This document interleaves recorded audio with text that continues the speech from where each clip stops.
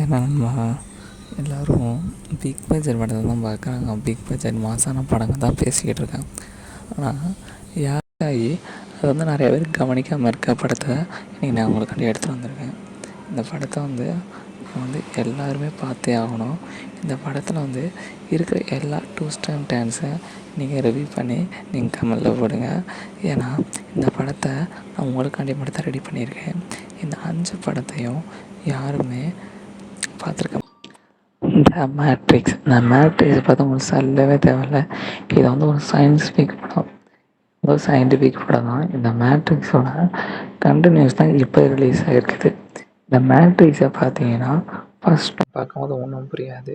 ஆனால் first பார்ட்டையும் second பார்ட்டையும் நல்லா கவுந்து காமிச்சோம்னா நம்மளுக்கு 2 பார்ட்டையும் கனெக்ட் ஆகிற அந்த சிங்க் புரியறதுனால இந்த மேட்ரிக்ஸ் படம் ரொம்ப இன்ட்ரெஸ்ட்டாக இருக்கும். நீங்கள் செகண்ட் பார்ட்டை பார்த்துட்டு ஃபஸ்ட் பார்ட்டை பார்த்தீங்கன்னா உங்களுக்கு இன்னும் நல்லா புரியும். ஆனால் ஃபஸ்ட் பார்ட்டை பார்த்துட்டு செகண்ட் பார்ட்டை பார்த்தீங்கன்னா ஒன்றுமே புரியாது. அதனால் எல்லாம் ரொம்ப கவனமாக இருங்க. எந்த படம் எதில் பார்க்கணுன்னு தெரிஞ்சுக்கங்க. உங்களுக்கு அடிக்கடி இந்த மூவியை பற்றி எல்லா எக்ஸ்ப்ளனேஷன் வேணும்னா நம்ம சேனலில் கமெண்ட் போடுங்க. நம்ம எல்லா எக்ஸ்ப்ளனேஷனும் தரமாக கொடுப்போம். த லாஸ்ட் சாப்டர் இந்த படத்தை நம்ம சொல்லவே தேவையில்ல. ஒரு ரைட்டரோட சஸ்பென்ஸ் ஸ்டோரி தான் இது. இந்த சஸ்பென்ஸ் ஸ்டோரியில் என்னென்ன ட்விஸ்ட்லாம் இருக்குன்னா, ஒரு படத்தை ஸ்டார்டிங்லேருந்து எண்டிங் வர விறுவிறுப்பாகவே கொண்டு போன ஒரு இது தான் இது. இந்த லாஸ்ட்டு சாப்டர்னு தான் பேருக்கு. ஆனால் இது ஒரு மிஸ்ட்ரியஸ்னு தான். கடைசி சாப்டர் எப்படி முடிக்கணும்னு வச்சுருக்க மாட்டாங்க. இது ஒரு மிஸ்ட்ரியஸ் ட்ராமா தான். இது எப்படி இருக்கும், ஒரு ஒரு டிடெக்டிவ் மேல் பண்ணி தான் இருக்கும். இது ஃபஸ்ட்டு நார்மலாக தான் போகிற மாதிரி தான் இருக்கும். ஆனால் ஒரு சில இடத்துல கொடுத்துருக்க ட்விஸ்ட்டுனால உங்களுக்கு மண்டை குழம்பு கூட சான்ஸ் இருக்குது.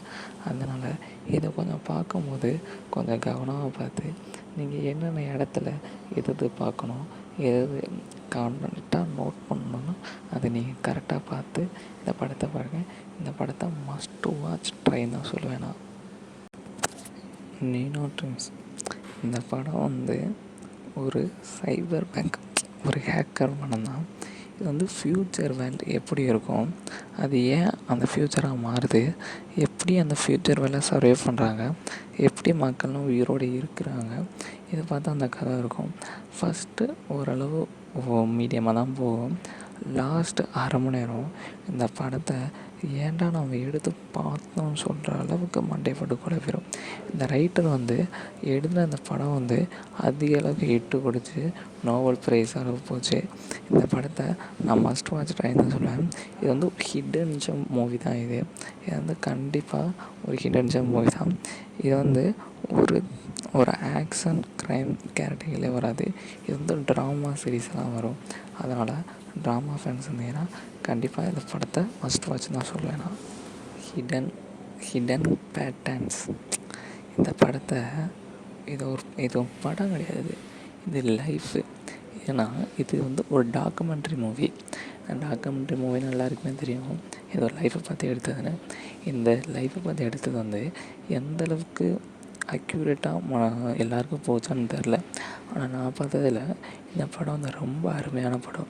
இந்த படத்தை உங்களுக்கு காமிக்கணும்னு சொல்லி இந்த படத்தை எடுத்துகிட்டு வந்திருக்கேன். இந்த படத்தை இது ஒரு உண்மை சம்பவத்தை பேஸ் பண்ணி எடுத்தனால இது ஓரளவு எப்படி சொல்கிறது, ஒரு போரிங் செக்ஷனே இருக்காது.